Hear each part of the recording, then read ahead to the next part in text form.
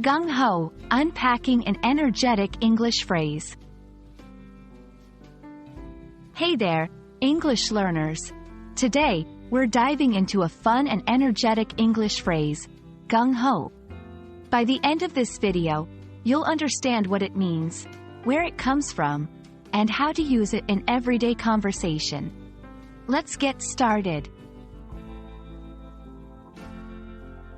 When someone is described as being gung ho about something, it means they are very enthusiastic and dedicated to that thing.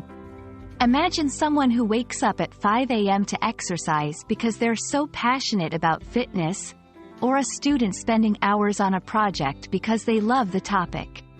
That kind of passion and commitment can be described with the phrase gung ho.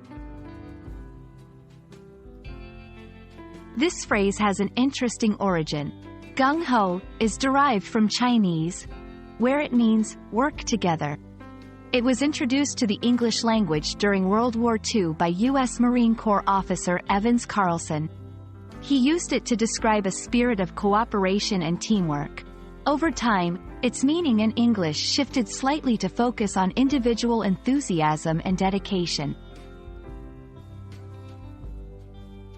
Let's look at some examples to understand how you can use this phrase. 1. Sarah is gung-ho about starting her new job next week. 2. Whenever there's a community cleanup, Mike is always gung-ho to help out. 3. I've never seen anyone so gung-ho about learning to play the guitar. From these examples, you can see that it's used to describe a person's enthusiasm or dedication toward an activity or cause. And there you have it.